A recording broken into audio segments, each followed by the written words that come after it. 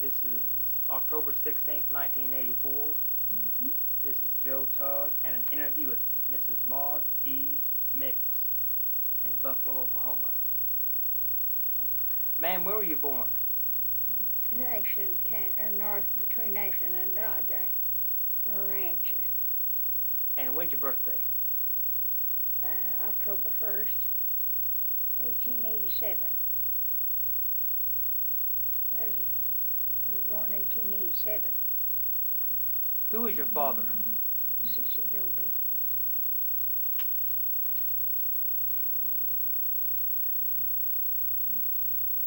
And your mother? Lillian. What was her maiden name? Kendall. Kendall. Where were your parents from? Beg pardon? Where were your parents born? Where'd they come from? My father was born in North Carolina.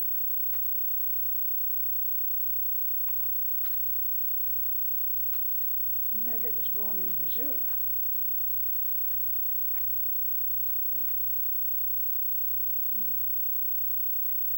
When did they come to Oklahoma?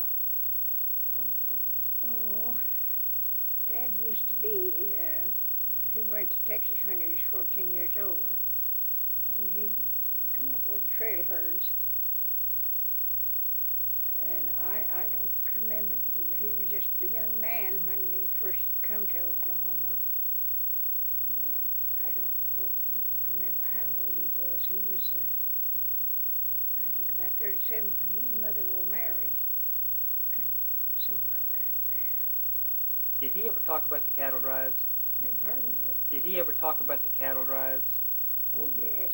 What did he tell you about them? What? What did he tell you about them? Oh, just mostly about when a wolf would howl or lightning would strike pretty close to the herd and they'd stampede, or the river would be up and they couldn't get the chuck wagon across, things like that. He didn't talk a lot about what he did or anything like that. After he come to Oklahoma, oh, it must have been in the 70s or 80s, about the 70s, I think. He worked for Driscoll when the Indians were still in the country. He worked for Driscoll? Uh-huh. Driscoll had cattle down in Oklahoma, and I think Texas first, and then he come out, and he furnished cattle for the Indians after they took them on the reservation. Dad worked for him a long time,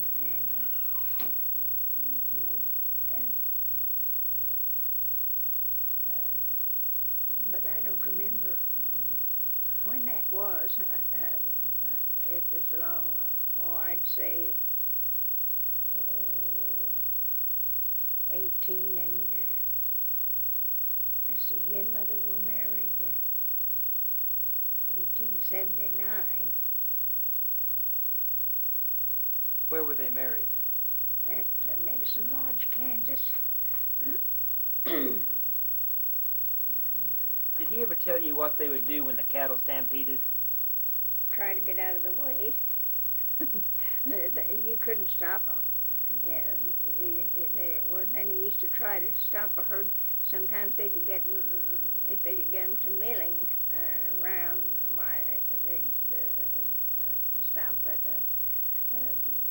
when they'd have a stampede, it was usually when in stormy weather or something, wind would blow, be raining, and somebody's slicker would blow up, and those old longhorn steers were wild as deer, just as wild as a deer. The first ones that came out here were wild like that. And slicker in a storm like that, fly up, why, that'd start them, or a wolf howl. There's lots of wolves then. Why, that'd set them off. I've seen them when there wasn't a herd, just a bunches of and 300-400 head in a bunch of wolf howling. They were long gone. Before the country settled up here, it was all ranch down in here when we moved down here. Well, the country didn't start settling up till about 1900. It was all ranch country until then. We came down in 1893, 94, and the family moved down January 1894. How many men were on a cattle drive? Oh, I'd say from 20, maybe 15 or 20. It depended on the size of the herd. Sometimes they'd be strung out for a long ways.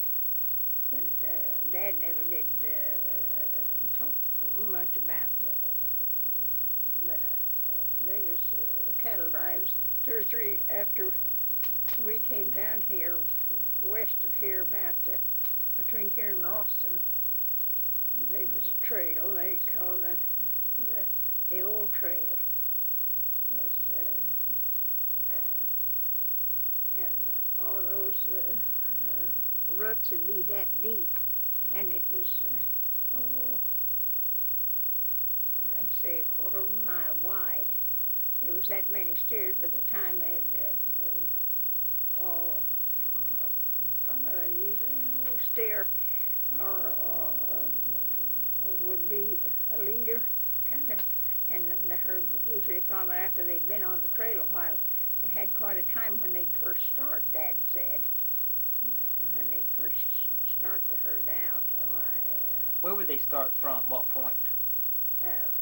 Around San Antonio, Texas, was where Dad was, and I've heard him laugh and say the first time he come through Fort Worth, Texas, there was a little post office and a blacksmith shop, and but no one living there, and a little store. That's all there was of Fort Worth when he came through. He had been down to my sister's at Houston, and he came back, and Houston was, Fort Worth was quite a town. And Dad laughed when he come back, and he said the first time I come through Houston, there was a little post office and a little store there and a blacksmith shop. Said that's the size of Houston then. He says it don't look like it did then. Is that Fort Worth? Uh-huh. Was there a fort there, Fort Worth? Was there a military post there at Fort Worth? I didn't understand you. Was there a military post at Fort Worth? I don't think so. There was one at Fort Supply. It was still a fort when we moved down here in '93. But I never heard Dad say anything about Fort Worth. It could have been, though, because I don't believe it had been called Fort Worth if it hadn't been a fort. Fort Dodge was a fort. That's Dodge City. And so I imagine that Fort Worth, I know I've heard Dad mention about coming down there, and then they'd cross the South Canadian, Canadian Texas, down southwest of here. And that's where the trail crossed the river, South Canadian. There's where they lost the chuck wagon and every bite they had to eat. What happened there? The river was up, and they thought they could get across with the chuck wagon. When they got the herd across, they could. They'd have the leader. If they could get him off the bank and into the river, why he'd swim across, and be somebody riding along by the side of him, swimming along with him, so get And if they could get that one started, why the rest of them would follow him, then they'd come get across the river. And I've heard Dad tell about that time, and he said they lost every bite they had to eat, chuck wagon and all, team and all. The cook got out alive because he could swim. But What'd they do for food then? butcher beef, and they didn't have anything else because there wasn't anything between Canadian and Dodge City, no towns or anything, and so they lived on beef until they got to Dodge City. How long would it take to go from San Antonio to Dodge City? Oh, mercy, I don't know. You couldn't move a herd more than 8 miles was a good day's drive. You had to go mighty slow. At first, the cattle would get sore-footed, so they had to take it slow.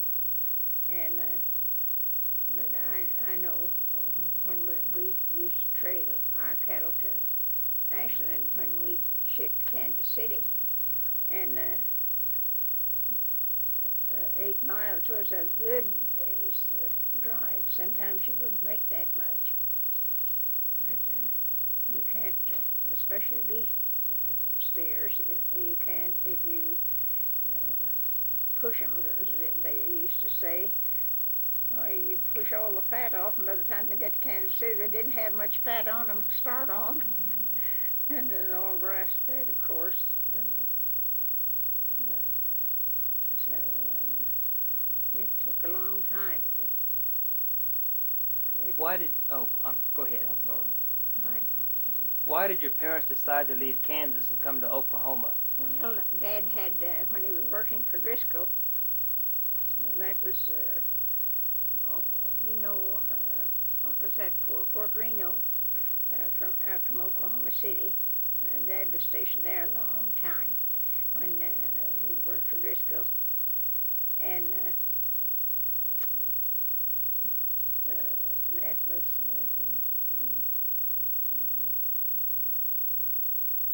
what did you ask me? Of how come your parents moved to Oklahoma from? Well, when they started to talk about opening the strip, why, they had to move all the cattle out of the strip. It was all Indian land then, and they had to move the cattle out. But at that time, though, Dad and Mother were married, and no, I'm getting ahead of myself. When they had to move the cattle out, they were married. But when it was the law that they had to move all the cattle out before the strip opened, and that was in 1893, September the 16th. I know Dad, he had, in working for Driscoll and roundups and the things they'd have, well, he found the springs up here, all of them did, of course, and he knew where the springs was, so when the strip opened, he had his eye on the strip, and by that time, the big ranches,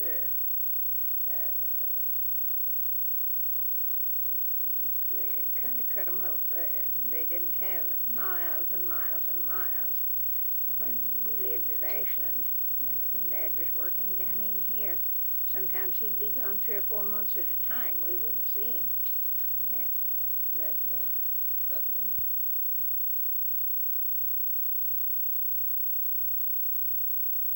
Okay, you were telling us about your parents coming to Oklahoma from Kansas.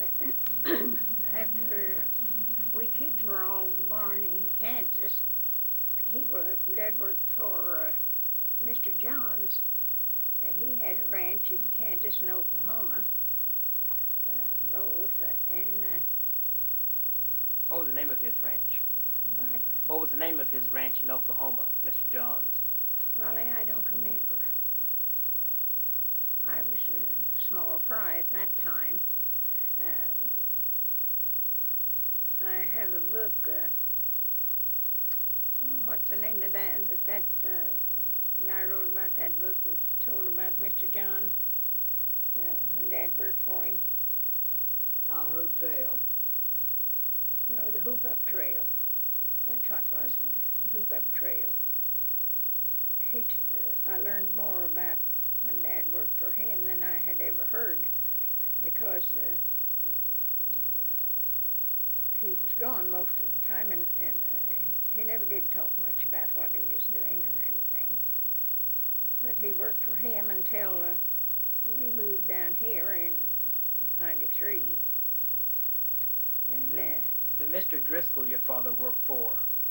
Did he live in San Antonio? no, I don't think so. I don't believe he did. But I don't know where he did. I don't know. Dad had gone in with a man named Timberlake, and they were holding the herd here down in the strip. And when the strip opened, they were holding this herd, the 4,000 steers, on the Cimarron River up here when the strip opened. And they started from the Kansas line down in here. And Dad knew where the springs was because he'd been down in here when, but he and Timberlake owned this herd at that time. And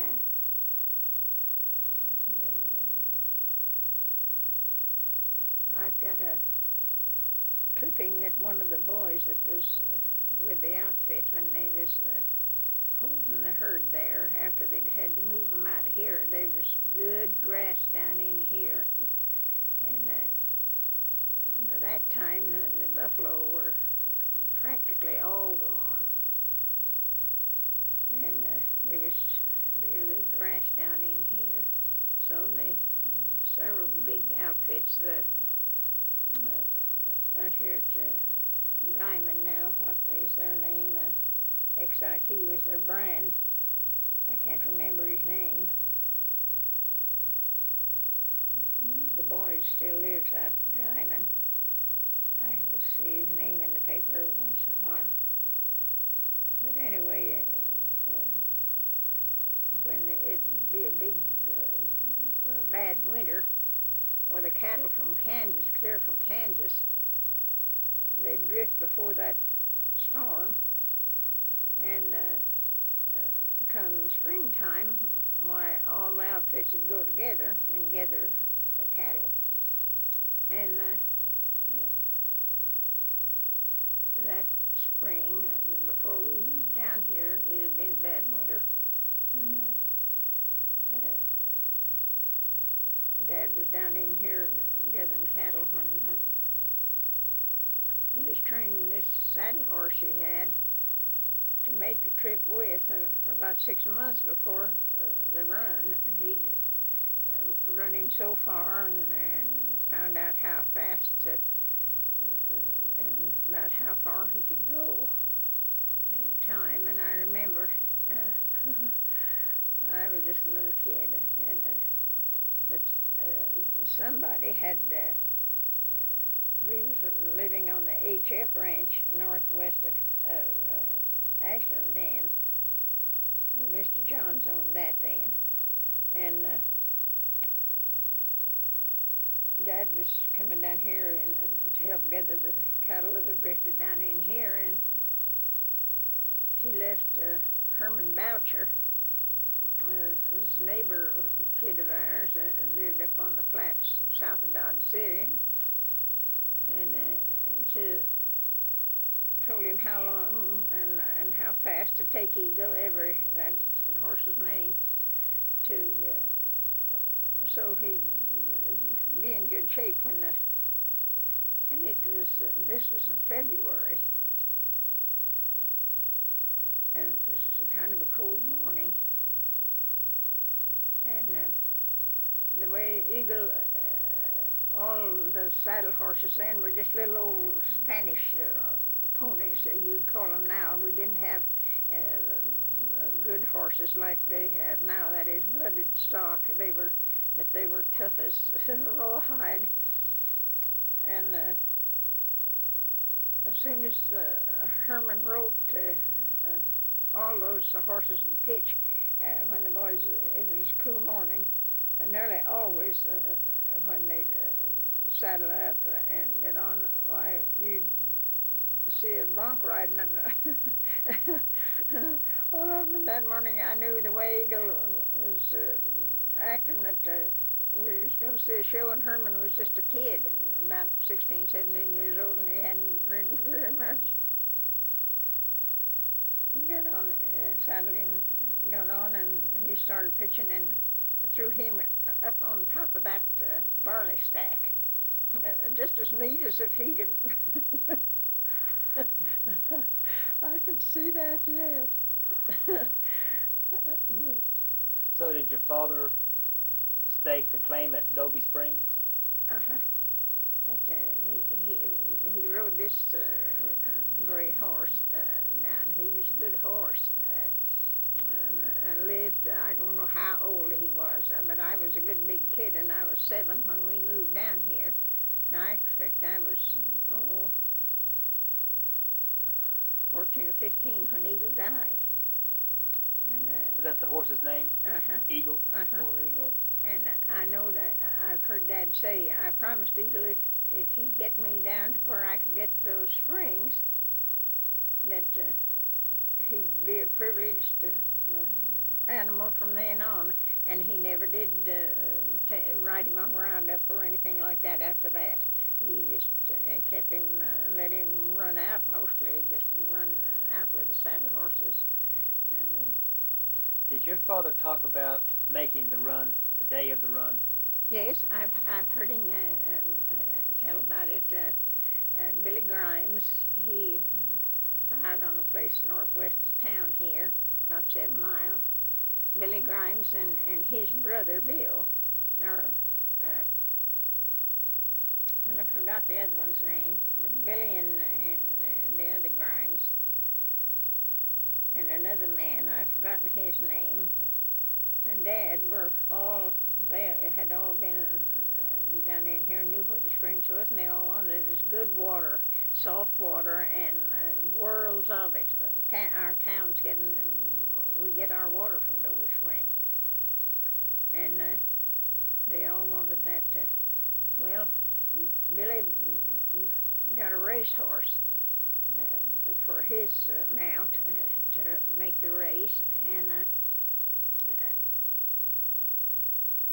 he made the mistake of running just as fast as he could go for the first 3 or 4 miles. Well, that's all right if you're going a short distance. Why, Dad held Eagle back, and when it come to the last, it was about, it's 20 miles from here to the, well, just about 20 miles from home, too. And rough country. It was just a pretty rough uphill and down from the first 2 or 3 miles. It was level country, and then it was just up one hill down another. And Dad said he held Eagle in for about the first 7 or 8 miles, and then he began to. He could tell Billy's horse was getting tired.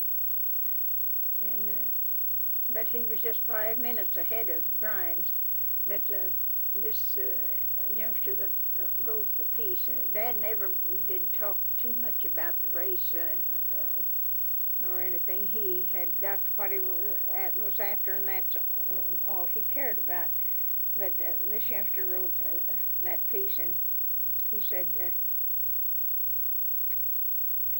Billy's horse was blood from his shoulders to his flanks, where he'd spurred him trying to, the poor brute was devout.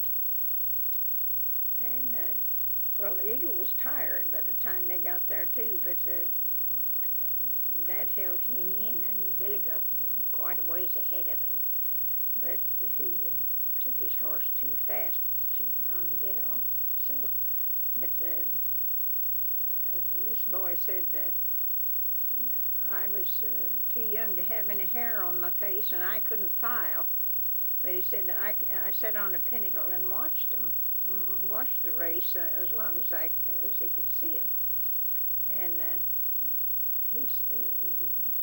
Dad was foreman of the bunch that was holding the herd, and he said I could tell that Chris was going to win the race because I could tell by the way Eagle was running that he was fresh, and Billy's horse was getting tired. And he said I knew Chris was going to win the race. And out here, where they started from, there wasn't any soldiers to fire off the gun when they was ready to start, you know. And this boy said Dad never did tell this. He said Chris Doby, he said the best cowhand that ever come out of Texas, waved his hat over his head and gave a Texas yell, and he said the race was on. Dad never did talk. My half-brother was about 15 years old, and he had a wagon where the team is just about half broken to drive, and he had a tarp, they called it, tied down over the wagon with their chuck, they called it, and something to cook it in, Dutch ovens and skillets. And he said I turned those horses loose, and he said all I had to do was loosen the reins because they wanted to run anyway. And he said if I hadn't had the tarp fastened down over that wagon, he said there wouldn't have been a skillet left in the wagon. He said that, there wasn't any road, of course. It's just he said they'd go down over a bank that I'd think sure we was going to upset. But he was just about an hour behind Dad. He drove that fast. Where did they begin the run? At what point? They what? Where did they begin the run? At what point? Up here on the state line between Oklahoma and Kansas. Okay, just due north of here? 20 miles. It's 20 miles north. Where were you when he made the run? Beg pardon? Where were you when your father made the run? At Ashland. At Ashland. We didn't come down until, that was in September, and we didn't come until about the middle of January. Kids were in school, and Dad moved a house down that was up here just south of the Cimarron, and he and the boys, they shipped the herd that they were holding up here on the river to Kansas City, and all the men that was left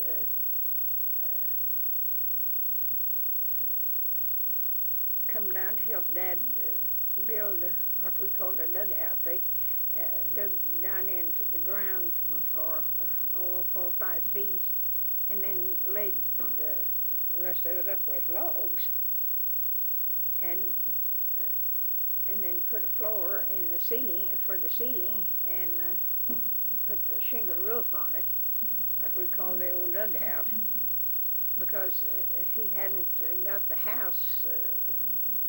It's been empty for years, and he wanted to build on to it before the family come down. So when we come down, it was in winter time by that time and cold, and we moved into the dugout, big old fireplace in the north end of it, and we moved in there, and Dad hired a woman to come with us to teach me kids.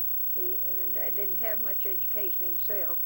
He left home when he was 14, and he wanted all of us to get an education, which none of us took advantage of it like we should have, like I've wished a million times I had. But anyway, he hired this woman to come down, and she stayed that winter, and then she came back the next winter and taught us. And that time, I think the next year, or maybe it was 2 years after we came down here, Herring shipped in 4,000 head of steers, the first load, first cattle they shipped in. And turned him loose. They shipped him to Inglewood, and of course it'd take a week or two to unload that many cattle, and they'd start them across the river and start them this way, and cattle will find water if you turn them loose. They'll go where there's water. That they turned them loose just up above Doby Springs, about 3 miles northwest, and of course they can smell that water, and here they come. Well, by that time I had, I already knew how to ride, and so did all of us, 6 girls of us, and 2 sisters older than I. And by that time, the man that had helped Dad build the house and barn, they were gone, and we took care of our cattle ourselves, and so Dad said, told the 3 of us to saddle horses and go up and not let those steers come down into the grove, just west of the grove a little bit was all open land, and he said they were just wild as deer. They'd gathered them out of those mesquite in Texas, and they were just as wild as a deer. And all you had to do was when they wouldn't come just all at once. They'd be just, maybe 200 or 300 head in a bunch, and maybe not that many. And all you had to do was just ride up out of the timber and give a yell, and brother, they were gone. And we'd drive them up across where the dump is now. We'd get them to there, and they were running just like an antelope. And there was a lot of them here at that time too. But they'd go on over the divide, we called it, and there was another creek down there. Well, they wouldn't come back. And whenever they found water, a herd that was as tired as they were from being shipped in, and they'd been all the way from Texas to Inglewood, but they hadn't had any water or grass. And when you turned them loose on where there was good grass and water, why, they stayed there. So they didn't bother us, and but as many as they had. But it took us about 2 weeks to get that whole outfit across the divide, so we wouldn't be bothered with them. And then, I don't know, that year, I think he shipped in two different outfits. Finally, the last big roundup that Herring had, they held the herd right west of town here, about 4 miles, 3 or 4 miles, what we call the Big Basin. And Herring's tallied, there was Mr. Herring and his brother and his son, and the 3 of them had, one of them was, his brand was the 3 C's, and Billy Herring's brand was the Chain C. That was a C like this and like this. That was Change C, and the other one was Change C with a C on top. That was the old man's brand. And Billy's was the Change C, and the other was a 3 C's. But they held them all together.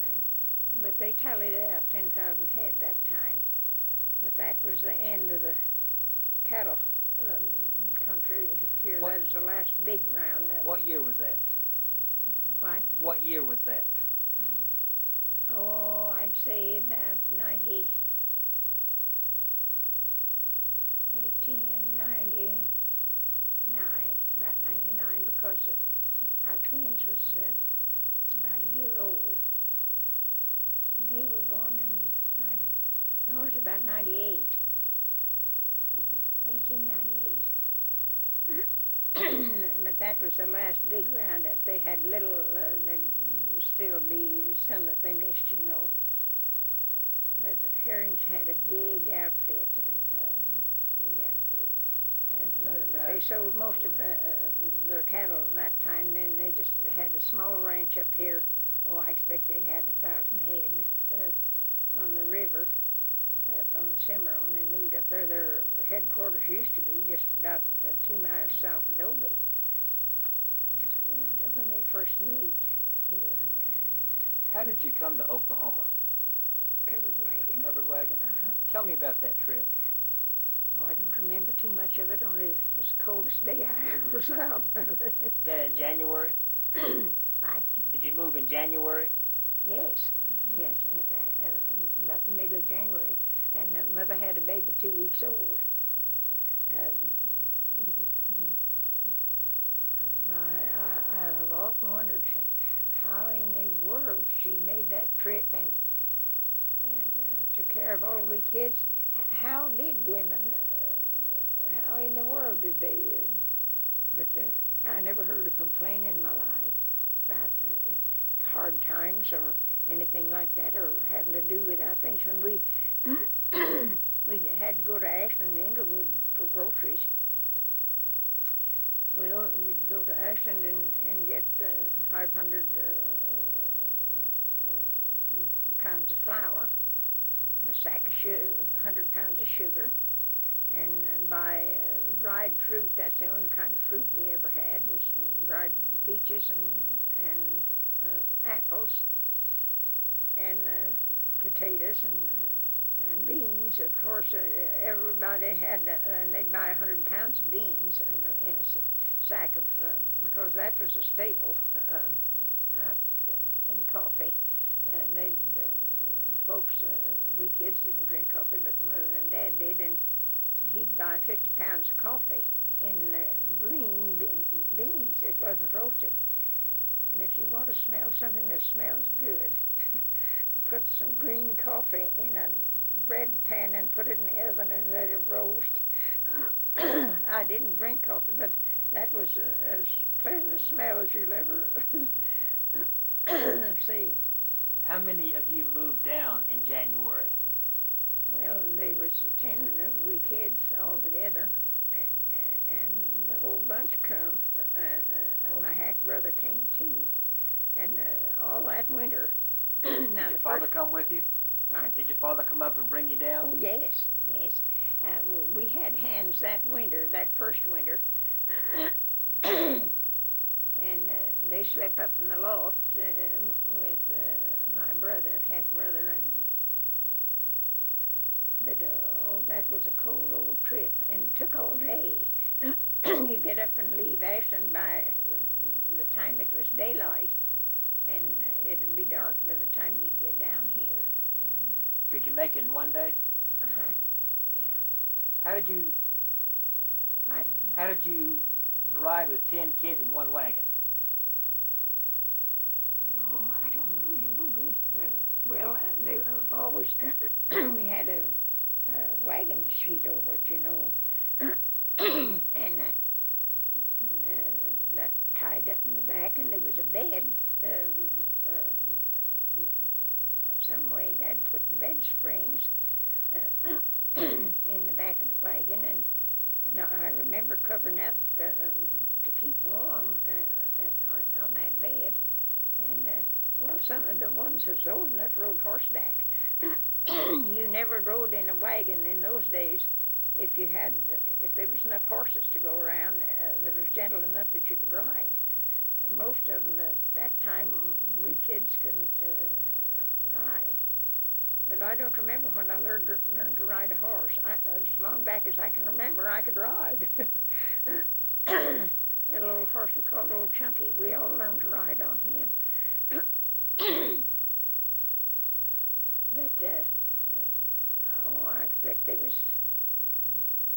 well, May and Flora, that's the two older ones. I know they rode horseback. And Herb. The rest of us rode in the wagon. Mother drove the wagon that we kids come in.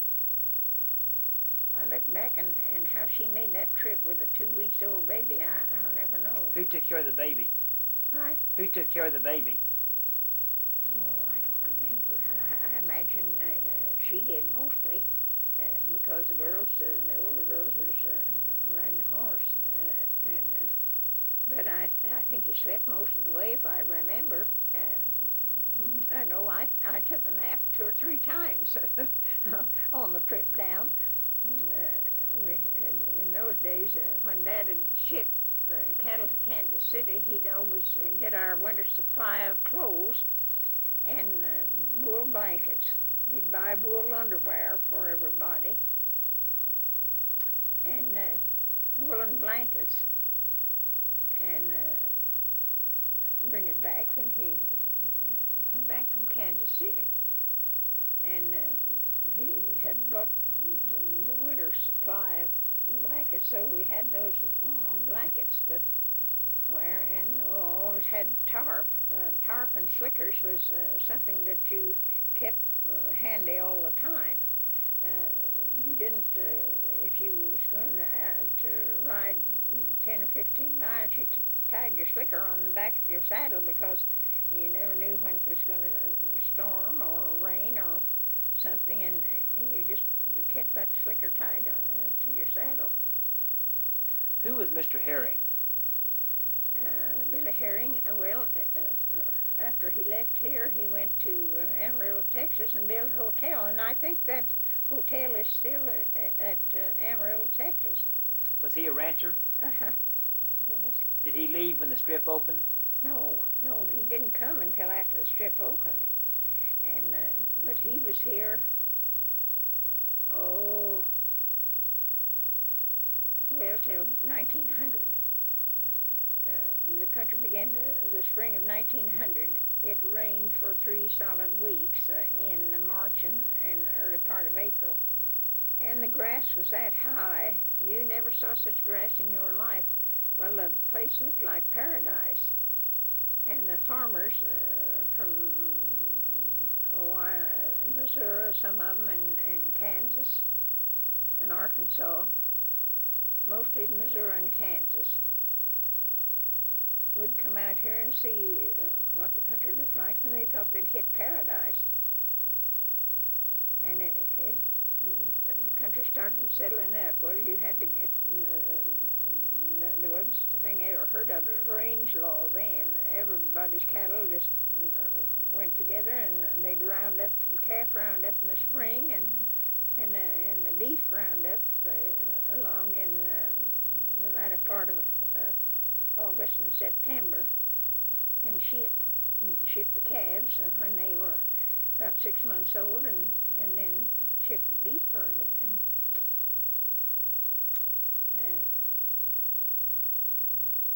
After the country began to settle up, and they voted in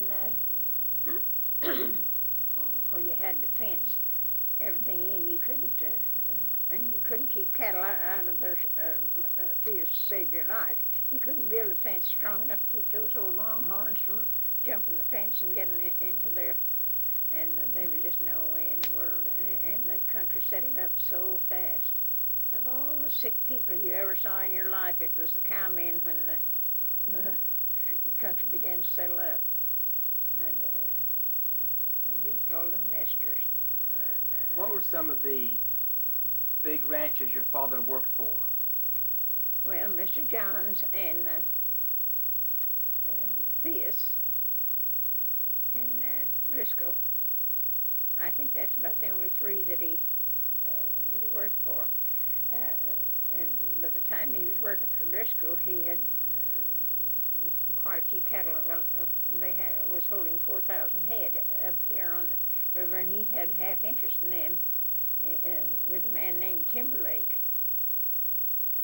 And they had to ship them, and so Dad gave him power of attorney for him, and I remember hearing Mother say, "Chris, you're trusting Timberlake too far." She said, "I don't trust that man." She said, "He'll not do what you think he will." Oh, well, I'd trust Mr. Timberlake with the last dime I had. Dad was that way. The old pup, he sold those steers and those 4,000 head of cattle, and Dad didn't get but mighty little out of it, just mighty little. And he said, Like he didn't come back. I know Dad got ready and went to Wichita, or to. Timberlake didn't come back and didn't come, so Dad went to Kansas City to see what had become of him. And, well, by that time, it was 2 or 3 months after he'd gone up there, and he had got rid of most of it, and so that just about broke Dad. It sure, we never had much of a ranch after that, because the country began to settle up, and there wasn't any room for it. How was the inside of the dugout furnished? Oh, different ways. A lot of people would put tree limbs, put what they'd call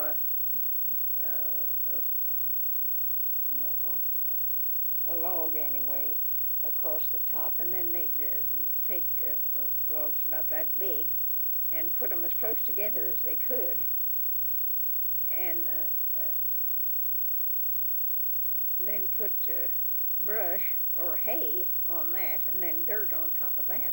We didn't have that kind. Dad had a shingle roof on our dugout. Ours is just about that far dug down into the ground, just enough so that he could put the fireplace back in there. Big old rock, about that long, that he got down southwest here in Jip Valley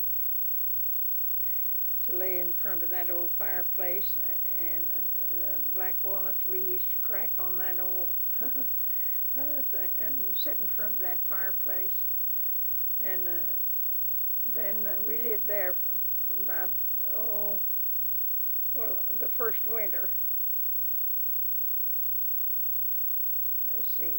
Yeah, the first winter, and then we moved up in the frame house, and Dad hired a woman to live there and teach we kids. So did all 10 of you live in the dugout? Yes. We and all 10 of us slept. Well, Herb slept up with the boys, and then left 9 of us down stairs. And I think back now, and I don't see how in the world we all bedded together. I remember we had 3 beds, but I know one sister older than myself and I, and the sister just younger. We slept in one bed. Mother had feather beds for all of us, and on our bed, what we called the big feather bed and the little feather bed.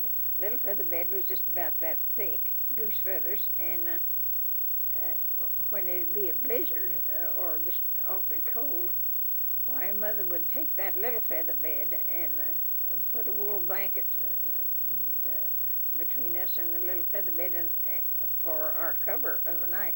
And brother, you didn't get cold. It was just as cozy as anything you ever seen in your life. How many of you slept in one bed? 3, Grace and Christy and I slept together as long as Christy got killed with lightning when she was 14. But up until that time, the 3 of us slept together all the time, and the 2 boys always slept together, Ralph and Billy.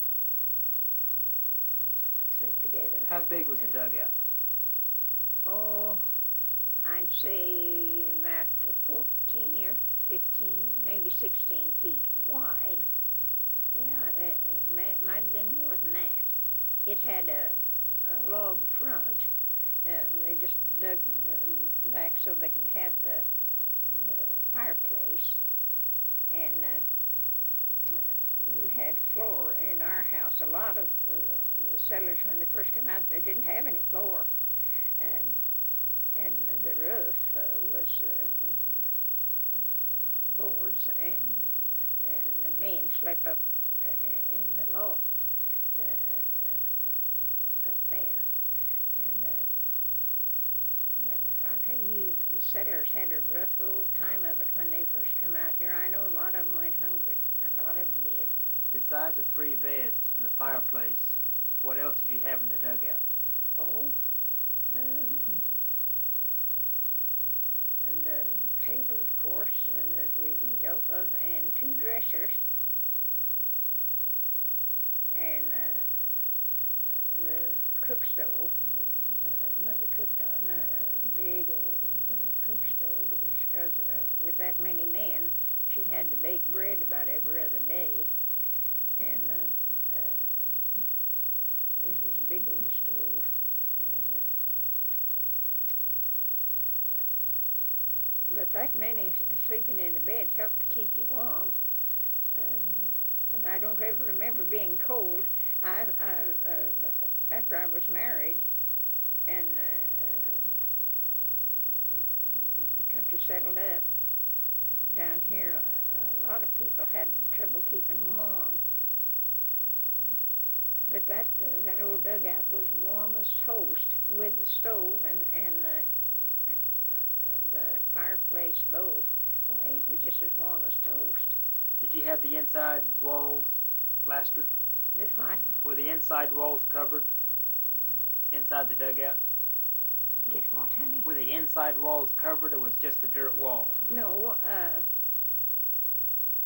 well, it was boards from about that high up, but I don't remember. I believe it must have been, I think it was boards all the way. I'm sure it was. Yes, I know it was.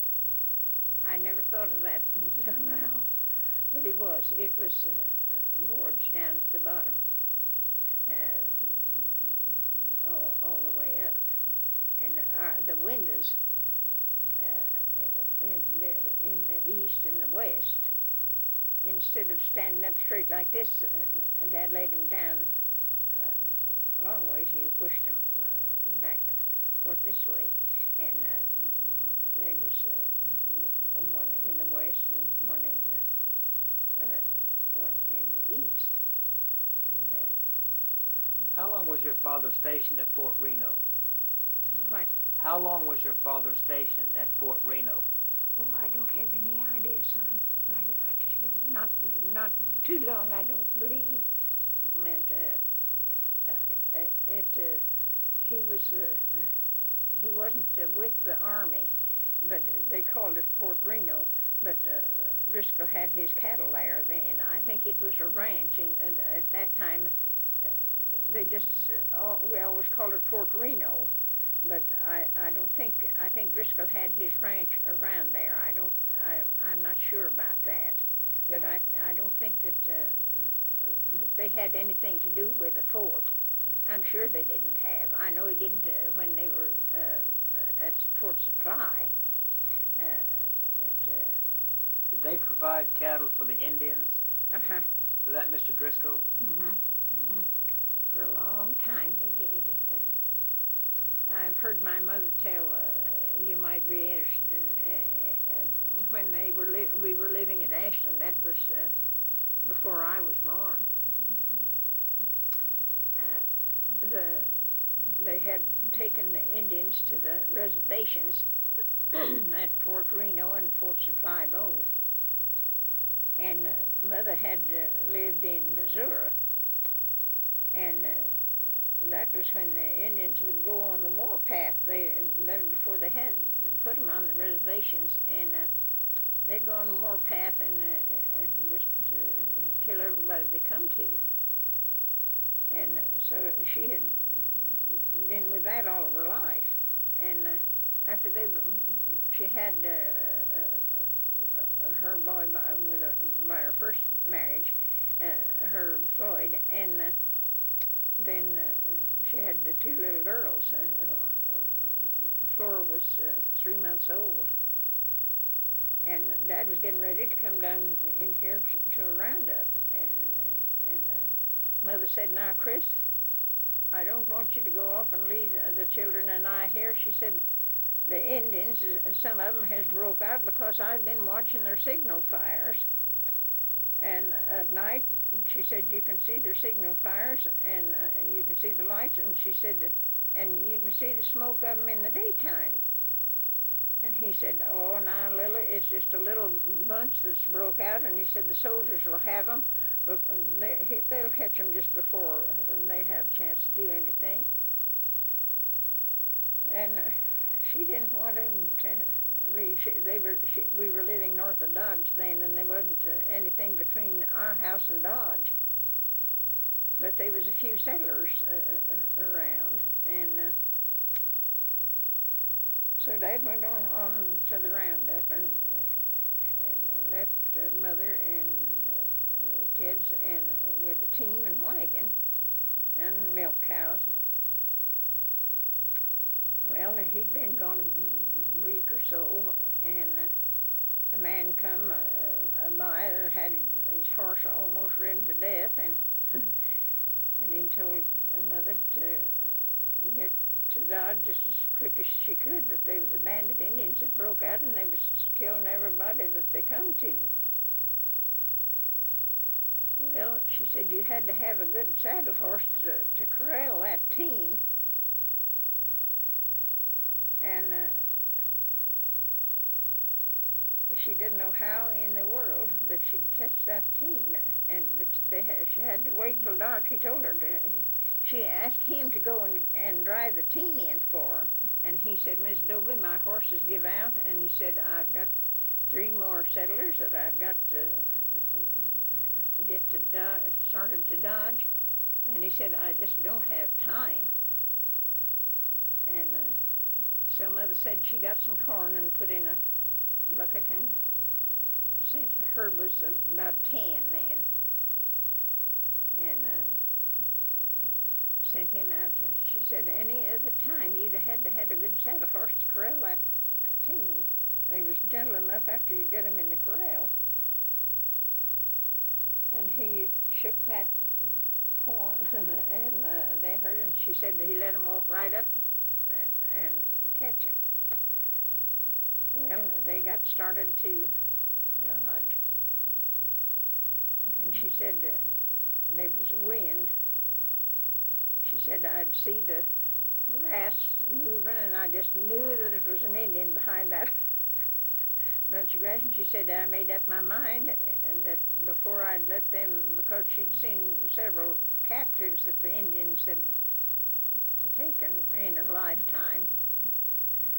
And she said, I made up my mind that they wouldn't get my babies.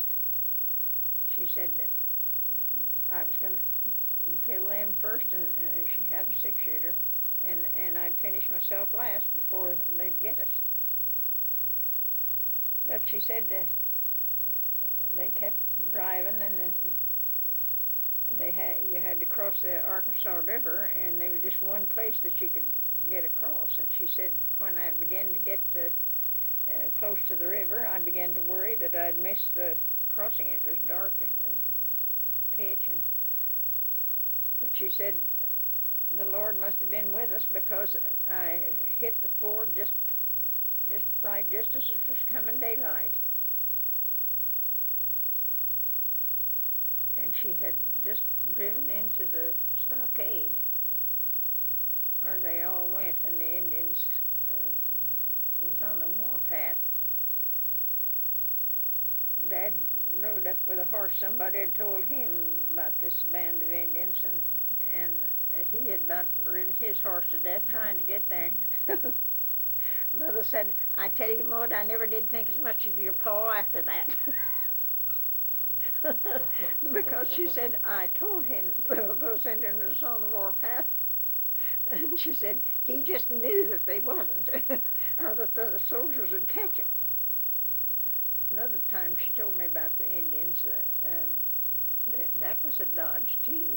What year was that when she... Oh golly, let's see, Fode was, that was 1880, maybe born 1883. Because Fode was just about 6 months old. Flora, was her name, we called her Fode. So they were still in Kansas then? Right. They were still in Kansas when that happened? Uh-huh. Okay. Uh-huh. And I think Dad was working for Mr. John Orthias one at that time. I don't remember. I don't know which. I wasn't even born then. But she told about when she and her mother and two sisters moved to Dodge. The Indians was on the warpath, and the soldiers finally caught them after this happened. But they was Mother said an old Dutchman that had several head of cows, and there wasn't much for him to eat in that stockade. And so of a morning he had a boy about 16 years old, and he'd have him take those cattle out of the stockade, and the soldiers told him that morning, Mother said, "Now don't send that boy out, because we know the Indians are around here someplace. We don't know where, but we're going out after them." And he said, "Don't send that boy out, because they're just watching when we leave. If we don't hit where they are, why, they're going to get him." And she said they hadn't been gone but just a little bit till the old man insisted that boy take those cattle out. And she said that there was a little hill over just south of the stockade, and he was on a little old pony herding those cows out there, and he got over the hill where they couldn't see him from the stockade, but they heard the Indians always when they'd start to attack somebody, they'd always yell. Mother said you could hear them yip yip yip yip, yip things.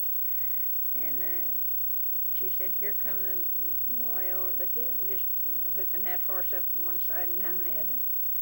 But they caught him and scalped him right there, and the whole stockade could see it. But there was so many Indians that they couldn't stop it. And but poor old soul, there's no wonder she didn't like Indians. She'd seen so many things like that. What Indians were they? I don't remember. But I think Comanches, and because mostly I think the Indians up in this part of the country was Comanches. She told me Comanches. Because I've heard her talk about Comanches more than any other tribe, and so I think most of them are Comanches. How big are Dolby Springs? How big are the springs over here? What? How big are the springs over here, Doby Springs? Oh, one of them, what we call the Boiling Springs. It was, I expect 20 feet across, and it just boiled up sand all the time. And when the town bought the rights, and they dynamited that boiling spring, and it dried it up, and it never has run since. But the one where we got our water was just down over the hill from where the house was. Dad cut a log about that big around, and it was about that deep, and burned the inside out of it, just left it about that thick on the outside, and set that down in that hole that he dug out, and just the whitest, prettiest sand you ever saw was in the bottom of that spring. And in the summertime it was just so cold and nice. And it never did freeze in the wintertime. There'd be steam coming off of that water in the wintertime when it'd be real cold. It never did freeze up. And Dad fixed a milk house, what we call. About as longer than this, about as long as from here to my chair over there. Maybe not that long, about as long as from here to the stove. And about that deep, and with a lid on it that you could lift up. And he put rocks about that big around down in the bottom to set the crocks and jars of milk and butter. We'd put butter in a crock and set it, and the water would just be about that far from the top, and it'd just be as firm and nice as it could be. The water was so cold and nice in the summertime, and warm in the winter, and soft. You could take soap and just a little bit of soap and make a good lather. As a little girl, what chores did you do around the house? Very little. I was the middle one. I'd entertain the babies when I felt like it. But we were, Grace and Christy and I. Grace was 2 years older than I, and Christy was 2 years younger. And we were just about as free as little coyotes. We just played from morning till night. Of course, the two older girls, when they wasn't out riding, would help Mother in the house. But when I was married, I didn't know how to make anything in the way of cooking. I never did learn to cook at home. I was always out riding or helping Dad after we didn't have hands. After the country began to settle up and we got rid of our cattle, why, we just had a few head of cattle, and I'd help Dad bale fence and then go after the cattle and things like that. Help him brand. I wouldn't do any of the branding, but I'd bring him the branding irons when he'd brand the calves, and that was after we didn't have hired hands, after the country settled up. But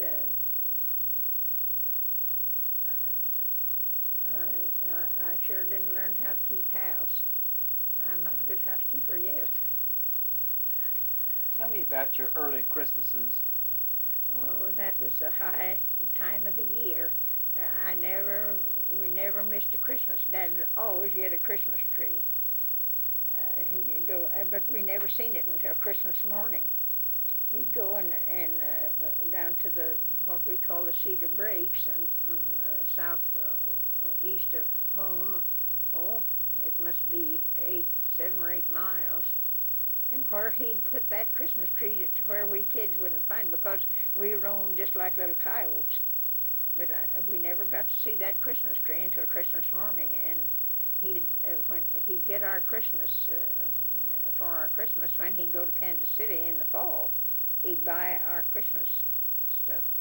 We didn't get a lot like people do now. We girls always got a doll, and that was the highlight of my life.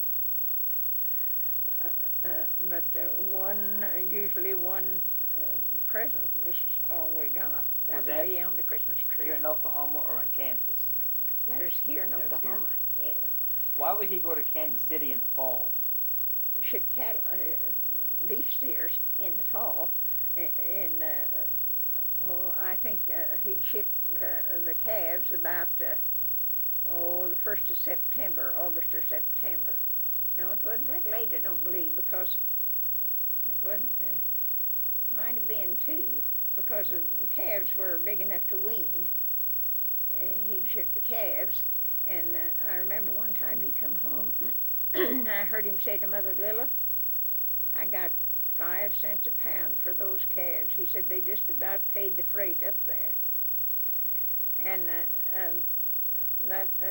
then later in the fall, it'd be, I imagine, September, October, we'd ship beef steers. And that's when he'd go, and it must have been along about the last of October, because they'd have their Christmas stuff to where he'd bring our Christmas to us. But I'll tell you, when the country settled up, it sure ruined the ranchers. What would you do Christmas morning? What? What would you do on Christmas morning? Oh, Grace and Christy and I'd usually sit on that big old rock in front of I remember one Christmas, the one that I remember the most because it was a tragedy. Dad brought us, of course we always got a doll, and he brought us a set of little pewter dishes, the little teapot and a sugar bowl and everything. And I set mine on the rock in front of the fireplace because that's where the tea kettle was, and Mother made tea and put it in our teapot for us. And we were having what we call little dinners. And I turned around, and the heat from the fire had melted most of my little dishes. Talk about a tragedy. That was my first. I never will forget that. Oh, was I ever sick, because we were so proud of those little dishes. And another time, he went to Kansas City, and when he came back, he had a ring for each one of us, Grace and Christy and I. Well, Grace, I think she had hers when she died. But I didn't have mine 2 weeks until I lost it. The grass grew right up to the house. I lost mine in the grass, and I'm telling you that I all but combed that grass with a comb for 50 feet around that house, and I never could find my ring. Oh, was I sick that time. What kind of ring was it? A little gold ring with a little set in it. I don't remember what. I believe it was a little opal, because I can remember the different colors in it. It was a pretty little ring, just a pretty little ring. Oh, but was I ever sick. You say one of your sisters was killed by lightning? Uh-huh. Christy. What happened? Well, she and Grace were, I was down at my older sister's down near Hedrick, Oklahoma. And it was right plum time in the 11th of July. And they had gone to pick plums, to get plums. And just west of the house there was a lot of plum bushes, and that was the only fresh fruit we ever had then. There wasn't a peach tree within 200 miles of here at that time. And so they had gone after plums, and there was a little cloud coming up, Grace said, in the southwest, and she said, Christy said, Kid, haven't you heard the cattle, and there was always cattle in the grove to get out of the heat, and there was water always there, and she said, haven't you heard the cattle in the trees draws lightning? And Grace said it had been thundering off in the southwest, and she said, yes, I have, and that's getting close. We'd better get to the house. And they had just started to, and lightning struck her, and she was killed instantly. She was 14 at that time. And that was in 1911. No, it was long before that. It was 19 and... That's because I was born fine. Let's see, it was 18 and 99. No, later than that. About 102.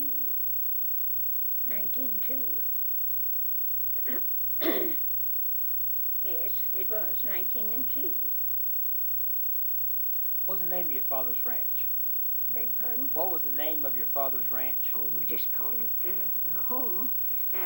His brand was Doby Ranch. C, See, P, just one P. That was his brand. You always went by your brand in those days. Change C Ranch or Grimes Ranch. We'd call it Grimes Ranch, but Change C and Mr. Graves. We always called him, but Jim Selman, that used to be over here, everybody called him Few Clothes then because all he had was a horse and saddle. And I remember he come to our house one time and all the clothes he had was a shirt and it was tied with a saddle string on his saddle. And they didn't call him Few Clothes to his face, but but when he died, he's still got a big ranch down here. Tom Selman still has a ranch. That's his son. They call him Few Clothes? Mm-hmm. They called him he didn't buy one. Jimmy Few Clothes. Jimmy Selman was his name, and all the boys at the ranches called him Few Clothes because he... Another funny thing happened one time, that was at Grimes Ranch. Herb was working there then. All Herb ever done all of his life until 10 or 15 was work with cattle. But they had a cook that the boys had kind of suspicioned it a little bit, and it was getting along. It was in the fall roundup and getting kind of cool, and I heard Herb telling Lula and Mother this, and he said, Omer Smalley, no, not Omer, well, Smalley was his last name. He said we suspicioned that he was getting up and getting breakfast and before he went down to the creek and washed his hands. So we decided we was going to watch him the next morning and see for sure if he washed his hands and face before he started getting our breakfast, and he didn't. They just took a hold of him and threw him in the creek, clothes and all. So, now, of course, he quit right there. It made him mad. They said, now, every morning when you get up, if you don't wash your hands before you start getting our breakfast, you go in the creek. So he quit. Did you know of Frank Doby? No, no relation. Okay. Do you know who he was? Okay. No, I never did see him. Yeah, he was in Texas. He spelled his name D-O-B-I-E, and Okay. ours was D-O-B-Y. And, I read some of his books. Dad and Bill Tilghman. Bill Tilghman married my mother's sister. His first wife was mother's sister. And he and Dad and Aunt Fode and Mother went with them one time. Mother told me about them. They hunted buffalo for their hides and shipped buffalo hides. And Dad said he made more money out of buffalo hides than he ever made in his life in working for wages. But Aunt Fode and Mother went with him. I've heard Dad tell about one time they had butchered and they was a long ways from camp. A lot where they killed the buffalo was quite a ways from camp. That was after Mother and Aunt Fode had gone back to Dodge, and he said, I got halfway to the wagon, and I discovered that I'd lost my favorite butcher knife that they used to butcher the buffalo with and skin them. And he said, it was almost dark then, it was sundown, and he said, I walked back and found my knife, and he said, that's the only time I ever was afraid of gray wolves. He said, they got close enough to me. He said, of course, I was blood from my shoulders to my heels from skinning those buffalo all day. And he said, they got close enough that I could hear him go. And he said, I was getting pretty uneasy by the time I caught sight of the campfire.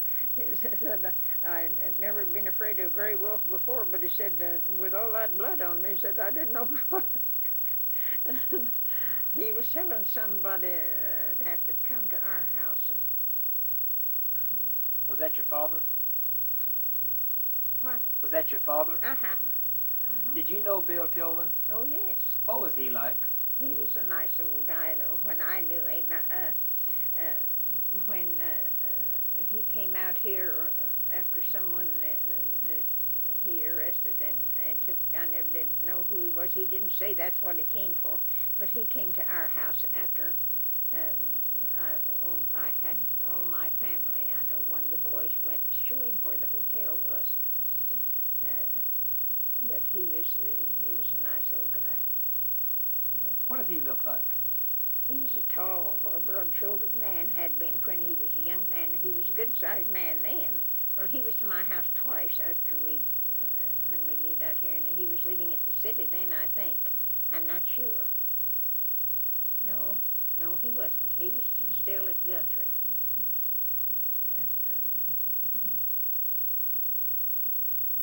What kind of personality did he have? As much as I know, I think he was nice. I knew Charlie, that was his son, better than I did Uncle Bill, because they moved to about the time we come down here.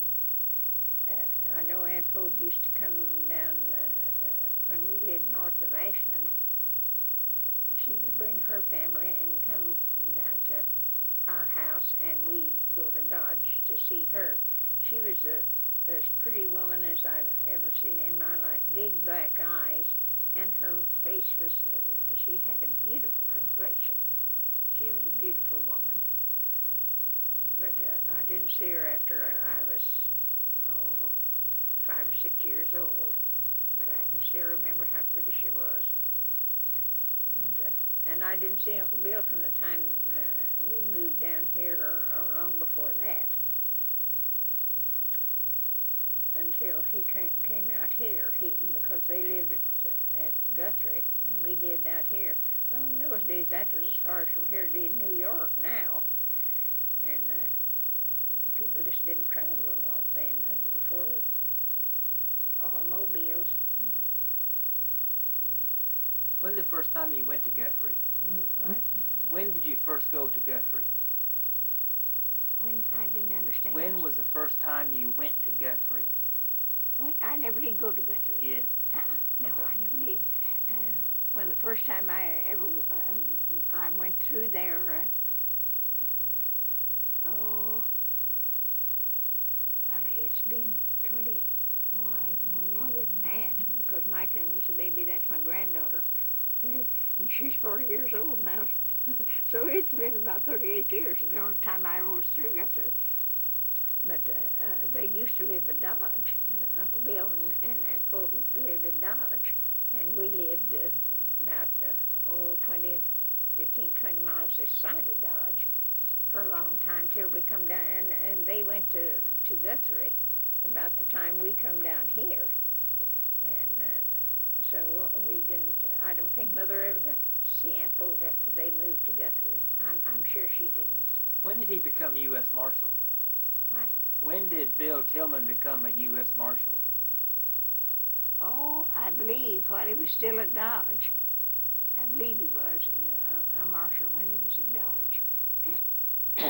But I'm not sure of that. But I think he was. Do you? Yeah. Might not have been. About Masterson, Mother, I've heard Mother talk about him, and she didn't admire him a bit. How come? She said he's the biggest coward that ever walked. And she said he shot a man in the back and declared he did it in self-defense. She didn't admire Mr. Masterson a bit. Who else did your mother talk about? Oh. What about Wyatt Earp? She didn't think much of Mr. Earp either. How come? Well, she said he was all blow, and Dad didn't either. But in those days, people didn't. You could hear them make a remark to each other, but they never talked about things like that to their kids. If we overheard something like that, it was accidental, because they just didn't talk about or to talk against somebody. It just wasn't. People just didn't do it in those days. And I can remember something happening that wasn't just on the up and up. Why, if we knew anything about it, we overheard it accidentally. They didn't tell us something had happened, and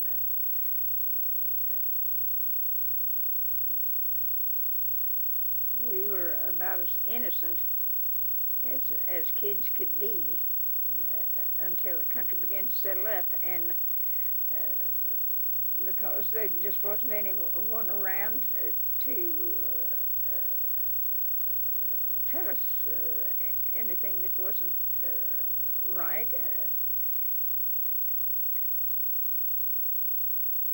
Boy, I tell you wise up in a hurry. When you first came down here, what did the country look like? Just grass, and lots of bunch grass, and short grass. And it was cool. We'd have it'd be hot through the daytime, but there never was a night that you didn't need covers, because there was no plowed fields or anything, and that wind coming off of that grass, the nights were you always had to have cover before morning. And but as soon as they started plowing up the ground, it was a altogether different climate. It just was. I can remember Alita's aunt when in 1900, and this was about 1902 or 3, about 1902.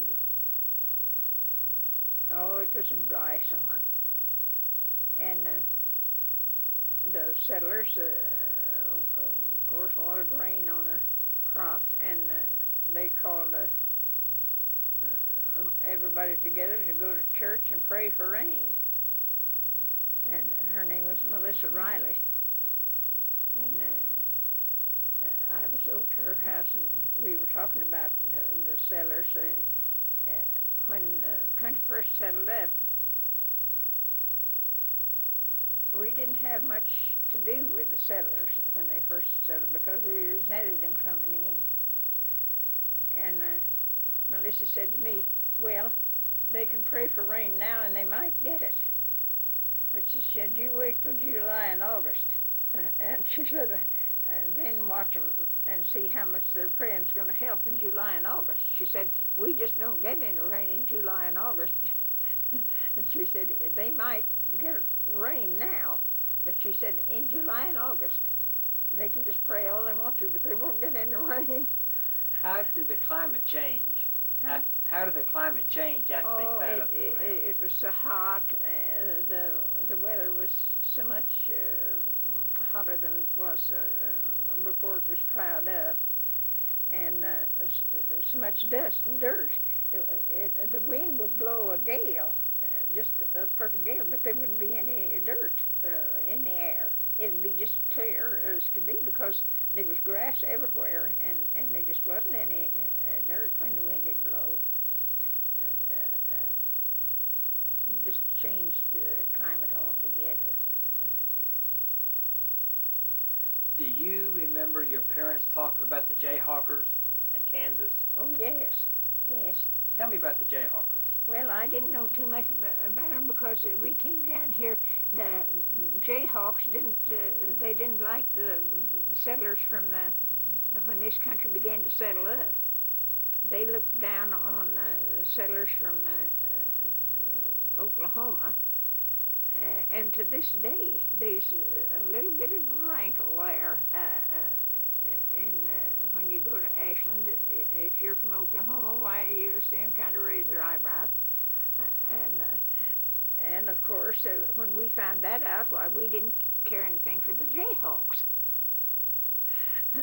But it's kind of died down now. Now, who were the Jayhawks? What did they do? Farmers. They were farmers, and some of them did rations. Some of them didn't do anything, like is everywhere. But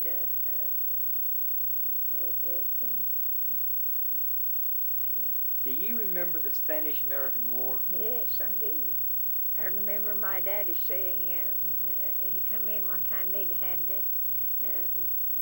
a battle. I don't remember what, and it wasn't going too good for the United States. And he come in to Mother and he said, "By George, I have a notion to go and join the."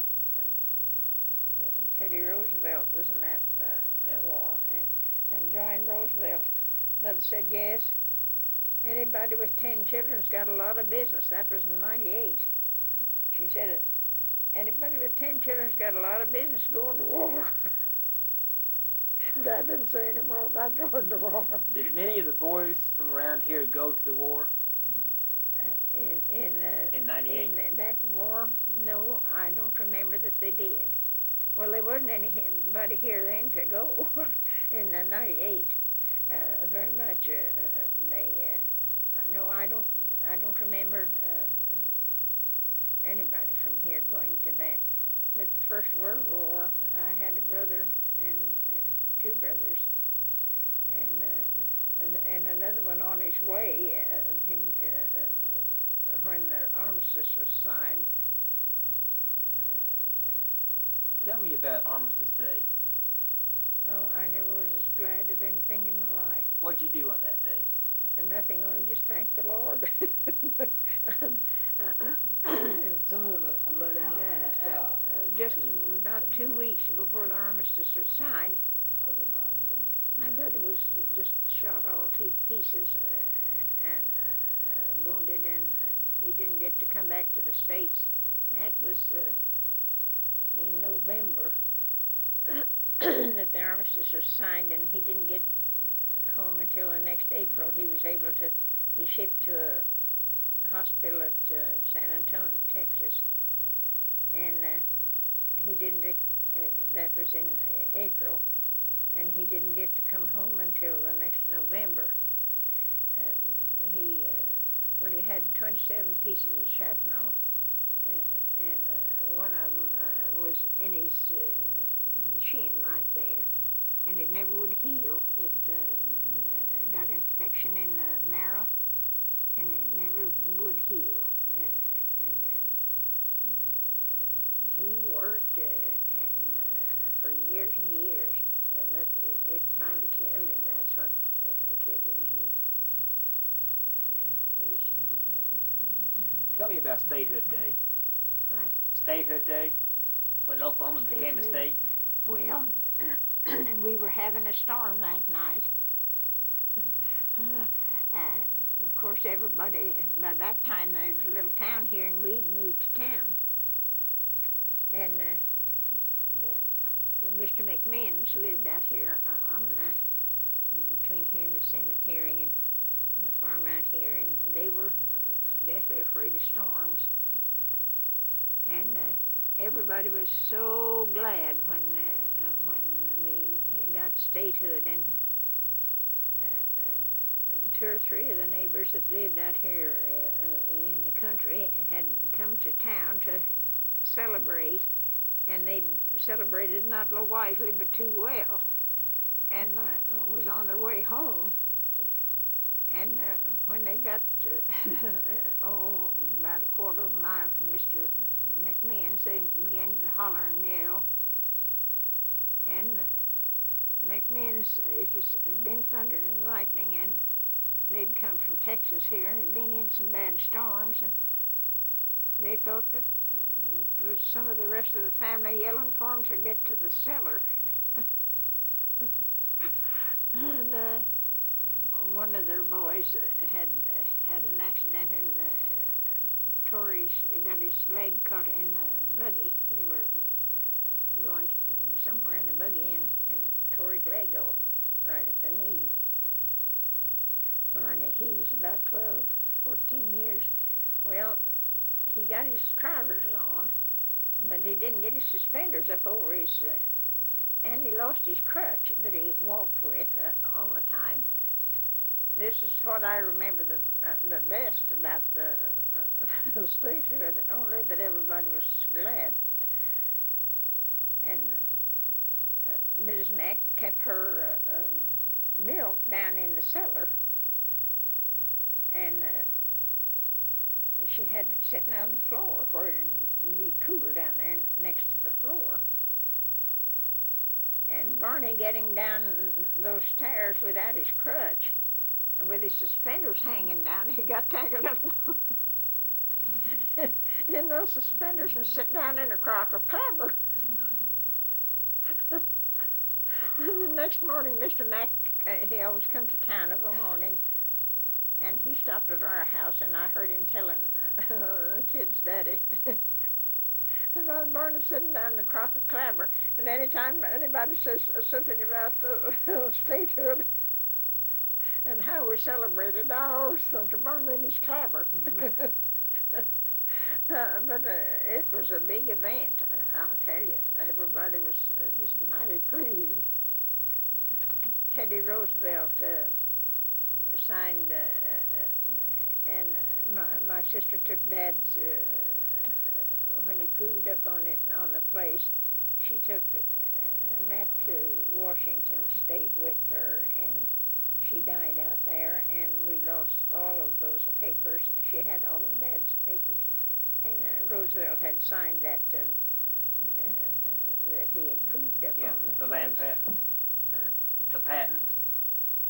You say what happened? No, that was a land patent that he signed. Uh-huh. Yeah. And the deed to the place that he'd proved up on the place. Do they have any saloons around here before statehood? Have what? Any saloons around here? No. We never did. They had bootleggers after, during the war, and after the war there was plenty of bootleggers, but no, everybody that drank would send to Kansas City and have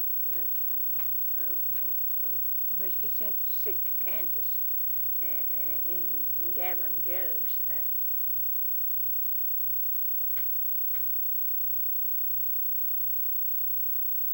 But I never seen a drunk man in my life, nor I never heard a man swear until the country began to settle up. You hear people talk about how tough the cowboys were. They couldn't have been more gentlemanly than they were on the ranch here. They just couldn't have been more gentlemanly than they were.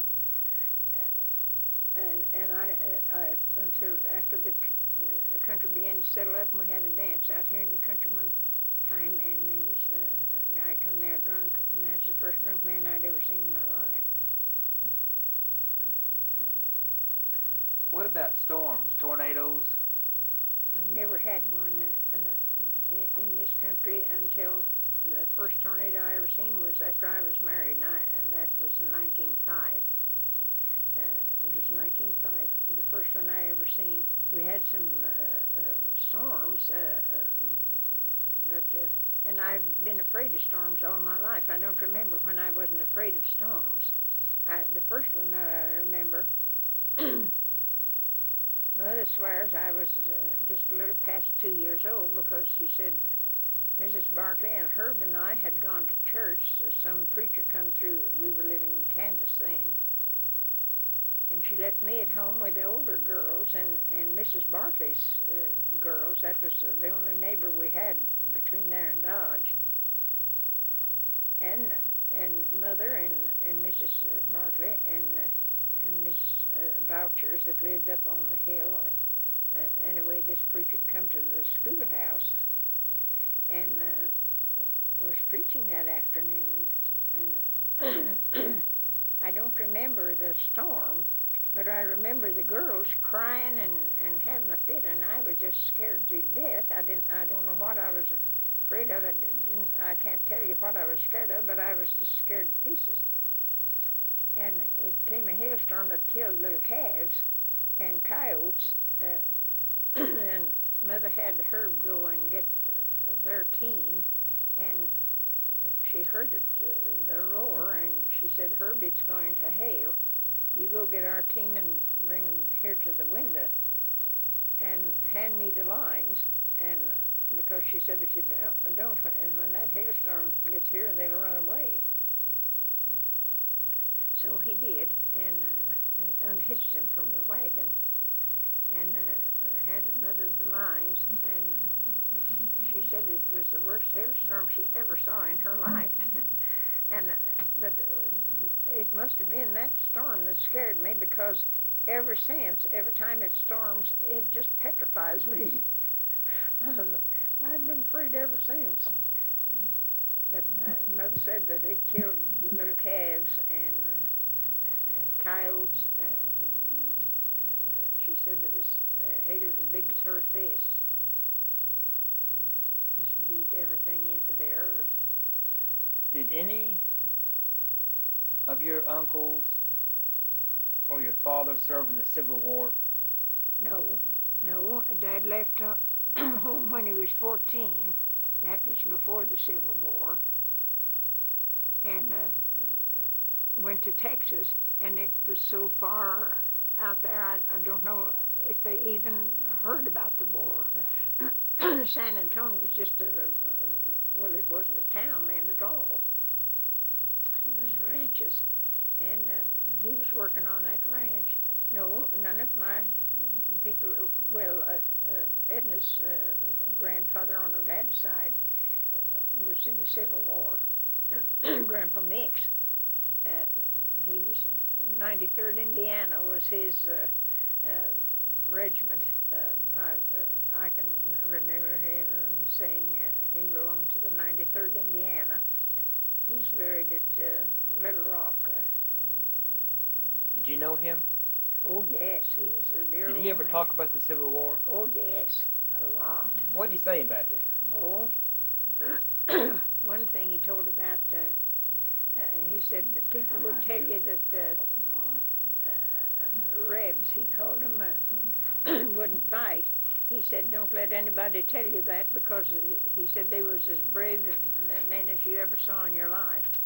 And he said that they were good people when you got to know them. And he told her one instance about they were about to take the Union where Grandpa was stationed there. They was about to capture them. So they started, he said, we started running. And most of them were afoot. And he said, I had run until I didn't know how I could keep on, but he said, I kept on. And he said, one of the officers had a good horse, and he'd been riding, and he said, he rode up to me and he said, soldier, I've been watching you, and he said, I know you are exhausted. He said, you get on and ride a little bit, and I'll run along and hold to the stirrup. Grandpa said he got off his horse and let me ride. He said, but he didn't let me ride very long. He said that's all that saved me, because he said they'd captured me just as sure as the word, because they captured a lot of them. But what battle was that? What? What battle was that? Did he say? No, he didn't, or if he did, I'd forgotten. Yeah. But I'd give anything, just anything, if I had written down a lot of things, because he tells so many. He talked about that prison. What was the name of that? Andersonville? Anderson prison.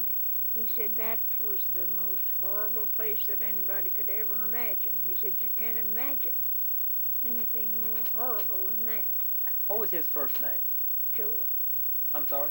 Joe. Joe? Joe, Joseph W. Mix. Joseph William. Mm-hmm. And he was a dear old man. He was a wonderful old man.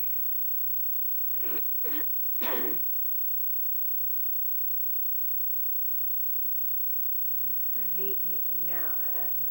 he wasn't like Dad. My daddy didn't talk only when he had something to say, and things that had happened way back. Why, I heard him tell one time when he was working for Driscoll down here about they were the cowboys were camped one night, and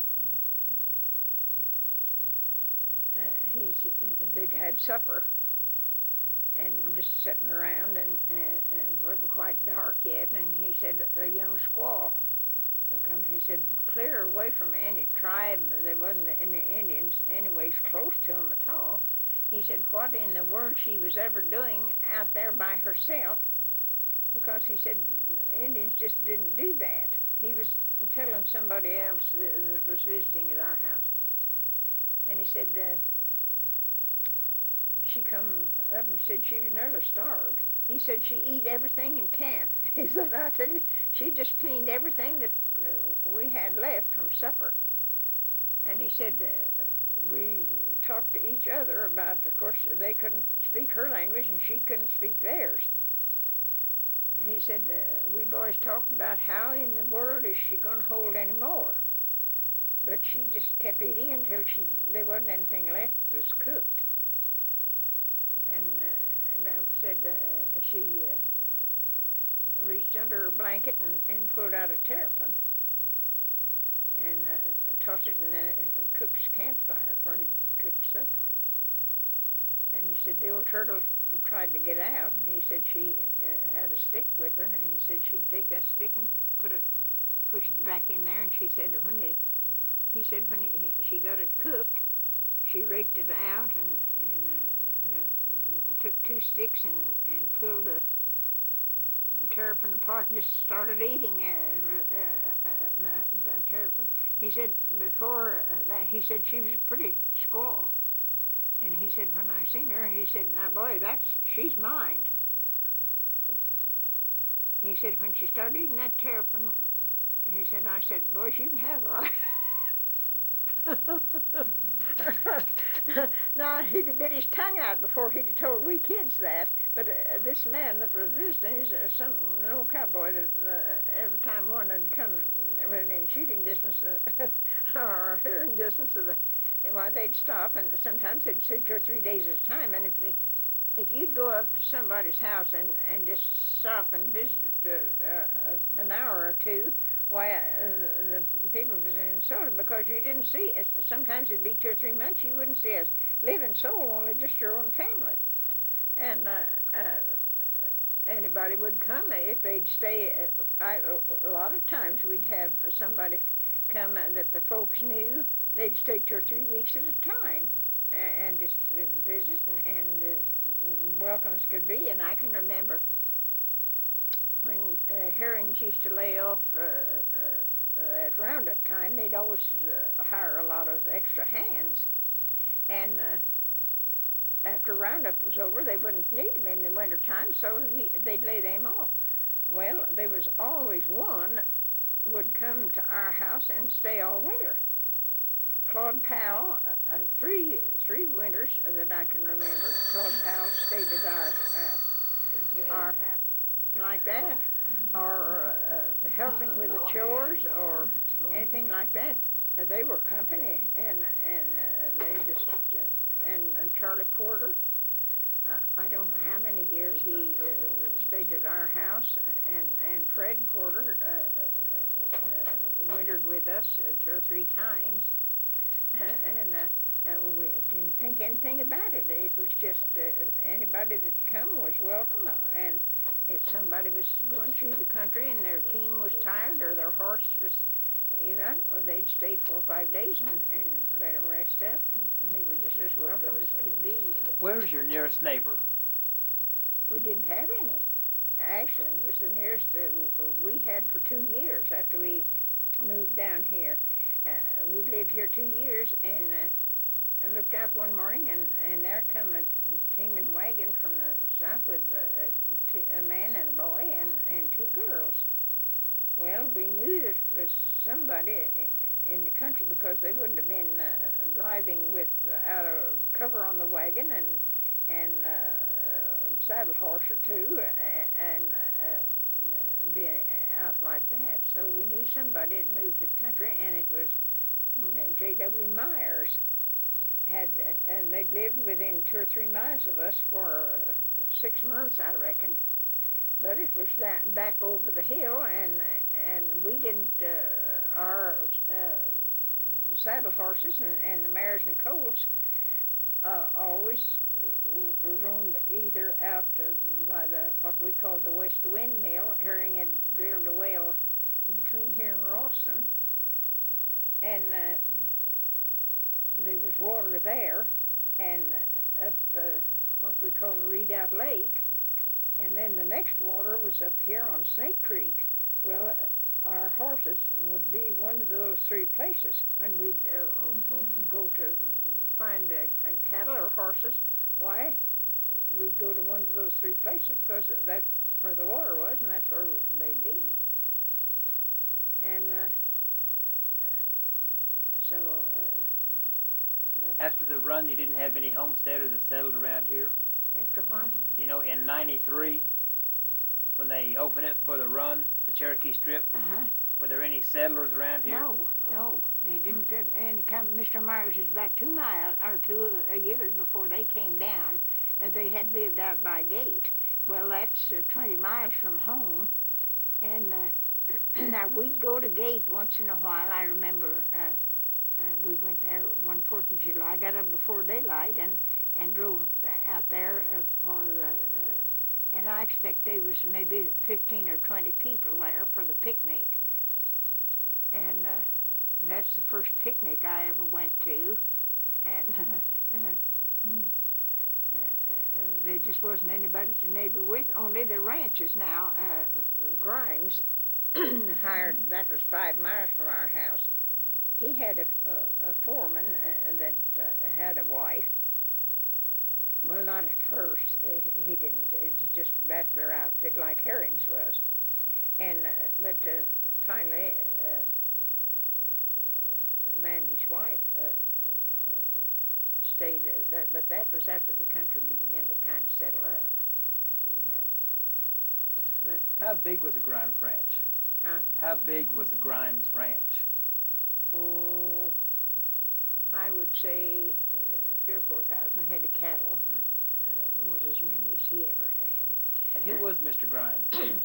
Who was Mr. Grimes? Well, he came from Texas, but his head he stayed at Ashland most of the time. He left the men down to Herring, and Billy Herring stayed with out at the ranch all the time. But Grimes, he'd go to Ashland and stay. It was a little too rough for him on the ranch. What was his first name? Brad Grimes. Brad, Brad. Did your father ever talk about San Antonio? Oh, yes, quite a lot, but it was just a small place when he was there. It wasn't anything like it is What was now. the main industry down there at that Cattle. time? Cattle? Altogether. You ever talk about the Alamo? No. No, I don't think he knew anything about the Alamo. I don't believe he did. He must have, though. What did he Might say not, about? though. Yeah, what did he say about Santa? What are some of the stories that he told you? He just never did talk about things like that. Dad and that squaw, I overheard him telling that, and that was a long time for him to tell about that. He was just a mighty quiet man, and he just didn't talk very much. I wish he had. I'd just give anything if I'd. Now, after he got older, and my kids would ask him questions, well, he'd tell them things that, well, he was always busy when I was growing up. But Dad was just a man that didn't talk much. He had been by himself so long. When you're out on a ranch like that, you're usually out by yourself a lot, and they just people didn't talk a lot like I am now. They just didn't do it. And Dad was especially quiet when it come to talking. I remember hearing him say somebody had been to our house and was talking a blue streak. And Dad say, or something like that, just, but he didn't say. After he left, Dad said, there's no son of a so-and-so alive that can talk that much and tell the truth all the time. And got up and walked out. He was talked to them. And something that this guy had said Dad didn't believe him, and he said there's no alive that can talk that much and tell the truth all the time.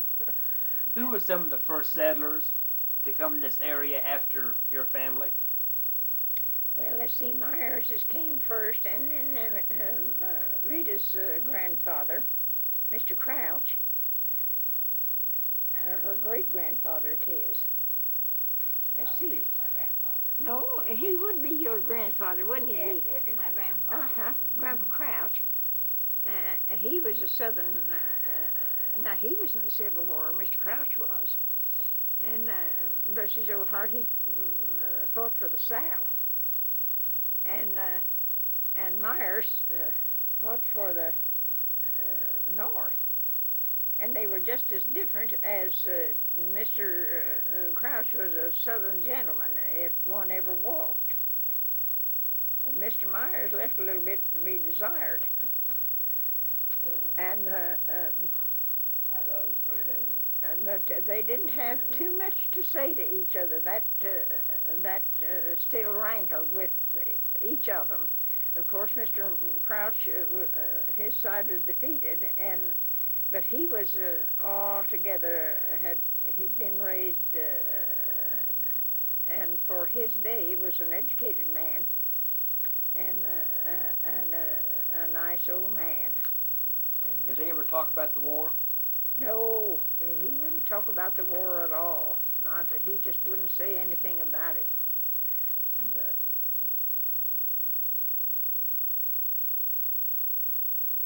who else settled in this area, the early settlers? you what? Who else settled around here, the early settlers? Oh, I think they were all. Let's see. That was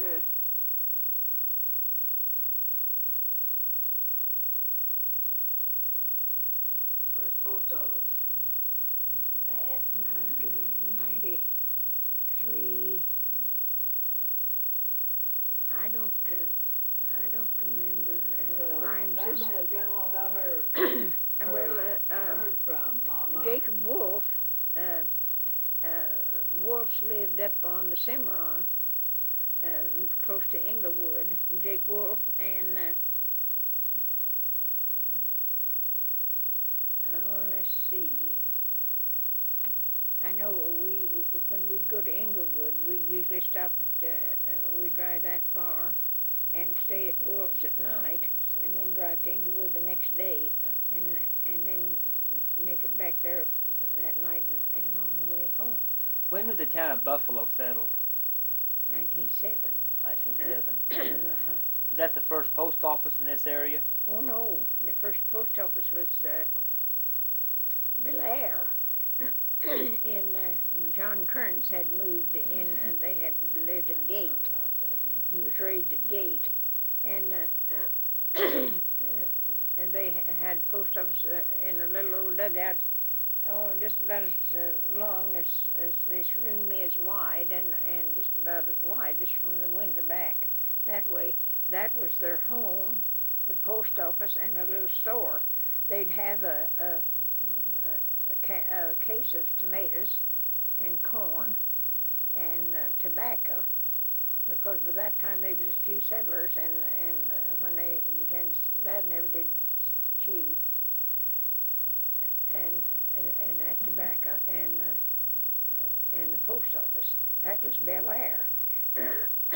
Where was that located?